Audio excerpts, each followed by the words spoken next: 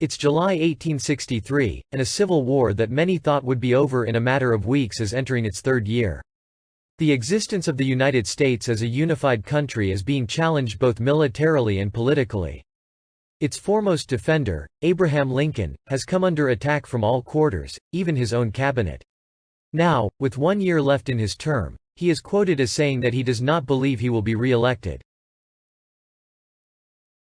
Meanwhile, his arch-nemesis, Robert E. Lee, is leading the Army of Northern Virginia into Pennsylvania, looking to win a major victory in the Union's heartland, and force a negotiated peace. One that recognizes the Southern states as a separate nation. Now on the eve of the 87th anniversary of American independence, everyone in the capital waits for the outcome of a great battle being fought 65 miles to the north in the tiny previously unknown hamlet of Gettysburg, Pennsylvania. The fate of the United States hangs in the balance as the Army of the Potomac marches north to confront the rebels, with two new, untested generals. One has been in command of the Union forces for just 3 days. The other is a 23-year-old second lieutenant, promoted directly to brigadier general, just days before the battle. Together they will challenge the secret plan of victory, devised by the old gray fox, the seemingly invincible Robert E. Lee and his Army of Northern Virginia. On June 28, 1863, history will be made in a day. This video is presented by History in Days. This channel will focus on how the events of a single day can change history in ways no one could predict at the time. We will be publishing a series of short, 10-minute videos for all 365 days of the year. If you like history from a different perspective, or are just curious about how and why events interconnect, please remember to like this video and subscribe to our channel. And to receive notices of our new videos, please also click on the bell. And we will see you in your history in days that follow. The first years of the American Civil War have not gone well for the Union.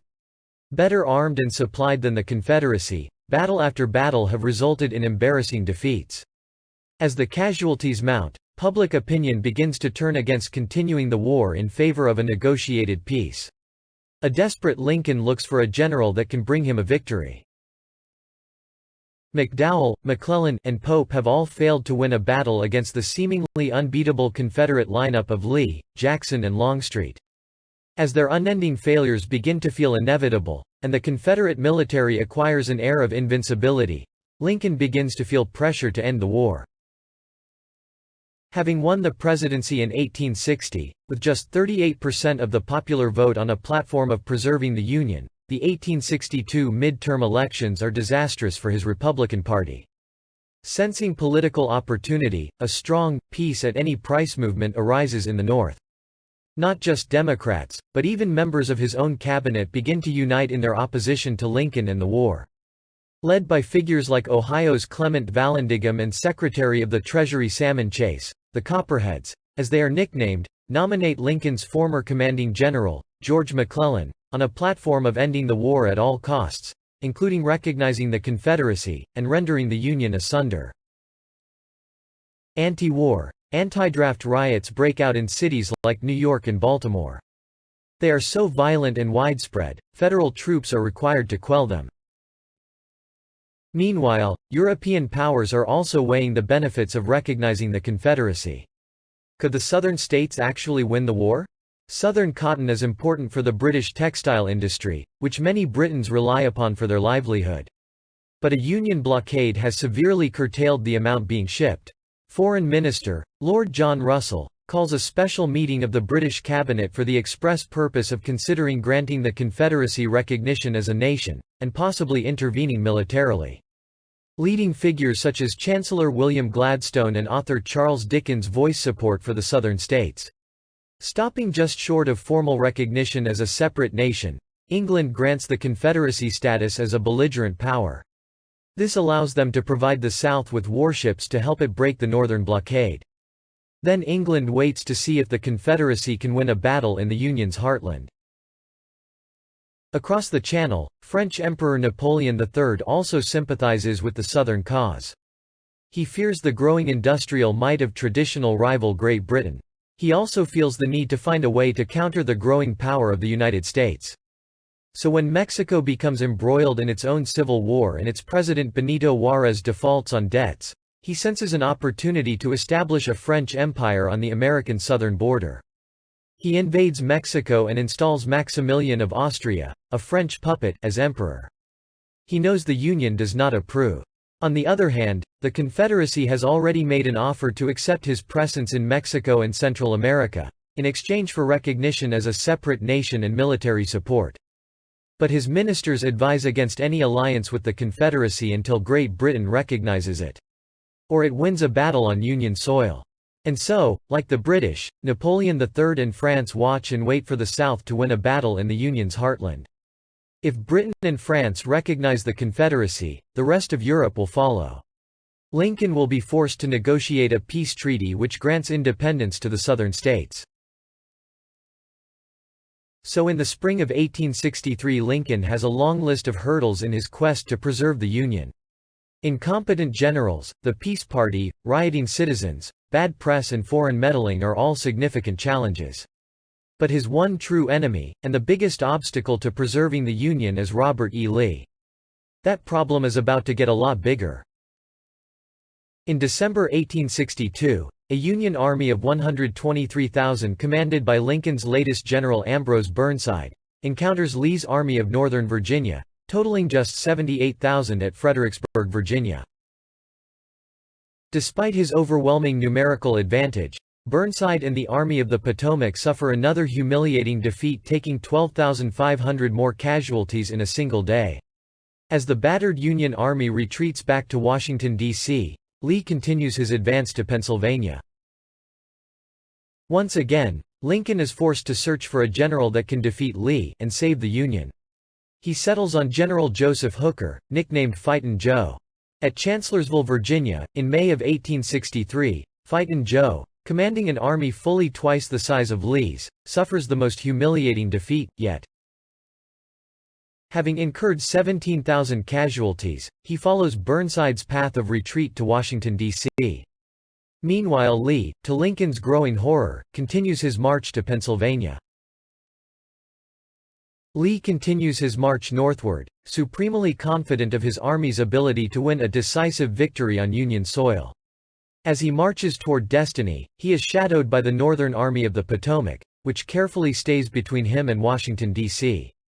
But just in case the message is not clear enough, he sends his flamboyant cavalry commander Jeb Stuart on a joyride around and through the Union armies. Stuart ventures to within 14 miles of the Union capital. This decision to detach Stuart will deprive Lee of his eyes and ears in the coming days, but for now, he has delivered a bold declaration to both peace advocates in the United States, and the Europeans waiting for a sign, that the Confederacy is winning the war and deserves recognition. He intends to reinforce that message in the coming days. But unbeknownst to Lee, on June 28, 2 additions to the Union High Command will doom the South's chances of winning the impending battle. First, Lincoln relieves Fightin' Joe Hooker of command of the Army of the Potomac, even as it marches north to confront Lee in Pennsylvania. In his place, he makes the somewhat surprising choice of George Gordon Meade. His troops have nicknamed him Old Snapping Turtle, as much for his appearance as for his ferocious temper. Prior to the war, he served with Lee in Mexico, and then made a name for himself building lighthouses in the Great Lakes. Seen by many as a competent, as opposed to inspirational leader, Meade has demonstrated one quality seemingly missing in his predecessors. He is willing to use his army to stand and fight Lee. He arrives at Gettysburg late in the evening of the first day of battle, July 1. He has been in command of the Army of the Potomac for the grand total of 3 days. The second game-changing addition to the Union Army's command structure is a 23-year-old promoted directly from second lieutenant to brigadier general. At the outbreak of the war, George Armstrong Custer served as an aide to General George McClellan. When McClellan was relieved of command, he came under the patronage of cavalry commander Alfred Pleasonton. Up to this point in the war, Yankee cavalry had been ineffective, suffering repeated defeats at the hands of Confederate General Jeb Stuart. So, in one of his first acts as commander, Meade promotes Pleasonton to major general to reorganize the cavalry. With first-hand knowledge of Custer's battlefield abilities, Pleasonton immediately promotes him to brigadier, bypassing dozens of more senior officers and making him the youngest general in either army. And so, just 3 days before the pivotal battle of the American Civil War, history was made in a day. Now, let's see what happened on the battlefield of Gettysburg in the days that followed. The Battle of Gettysburg begins on July 1, 1863, quite by accident. A detachment of Confederate infantry commanded by Andrew Powell Hill confronts a small detachment of Federal cavalry, commanded by John Buford. The Southern troops drive the Union back, through the town, but then Union infantry arrives and the Federal defense stiffens. Neither Meade nor Lee have arrived on the battlefield as of yet. The second day of the battle opens with both commanders on the field. Lee tests both flanks of the Union position, and very nearly succeeds in overrunning the Federal force multiple times. Only the skillful repositioning of troops by Meade prevents Lee from achieving the decisive victory the Confederacy seeks. The swift battlefield action by its new commander saves the Army of the Potomac from yet another, catastrophic defeat. It is the first of 3 critical decisions Meade makes at Gettysburg. As the day ends, Meade calls his senior officers to a council of war. On the eve of the third day of battle, Lee's senior commanders feel confident that a repeat of the day's tactics will result in victory. Longstreet, Hill and Ewell are unanimous in their advice to keep the strategy of pressuring Meade, on the far left and far right. However, Lee is adamant that he will attack the Union lines in the center. Longstreet in particular, is vehement in his opposition to this plan. But Lee persists. Plus, Lee has a little surprise planned that he feels guarantees victory and Confederate independence. He has sent his cavalry, under Jeb Stuart, 3 miles to the east, behind the Union position. Stuart's orders are to attack the center of the Union lines from behind at the same time as the main frontal attack. Lee knows if he can break the center of the Union's line, he will have won the battle, and very likely, Confederate independence. On the other side of the battlefield, Meade also faces disagreement with his senior staff. Generals Hancock, Howard and Slocum are in agreement that given his near success on the first and second days of the battle, Lee will repeat his tactics and once again focus their attack on the far right and left. They urge Meade to reinforce these areas to have any hope of holding the Confederates at bay for a third day. However, like Lee, Meade is adamant. He feels the Confederate commander will want to try something different. He orders his senior generals to strengthen the center of their line and expect the weight of the Confederate attack to be focused there. It is the second critical decision Meade makes. Then, Meade makes his third and final critical decision of the battle. In a particularly brilliant move, he orders his cavalry to deploy to the east, to protect the rear of the Federal line. For the first time in the war, a Union commander has utterly outguessed Lee. July 3, 1863 dawns a hot, humid day in Gettysburg, Pennsylvania. At 1 p.m. Confederate artillery begins a 2-hour barrage of the Federal position. Lee is indeed attacking the Union center, just as Meade predicted. Led by General George Pickett, 12,500 Southern soldiers march across a 1-mile stretch of open, uphill ground, trying to reach the Union Army. Pursuant to Meade's orders, the Federals have fortified a strong position, and raked the approaching Confederates with musket and artillery fire. In a moment of time which comes to be known as the high water mark of the Confederacy, against all odds, Pickett's charge actually manages to reach the Union position, before it's thrown back, suffering over 6,500 casualties in the space of an hour. Meanwhile, 3 miles to the east, Lee's surprise is playing out. He has sent his cavalry, under the command of Jeb Stuart, to attack the rear of the Union line, at the same time as Pickett is attacking from the front. But the newly created brigadier, George Armstrong Custer, is there to meet him. To Stuart's surprise, Custer leads a charge of outnumbered Michigan cavalry, shouting, "Come on, you Wolverines!"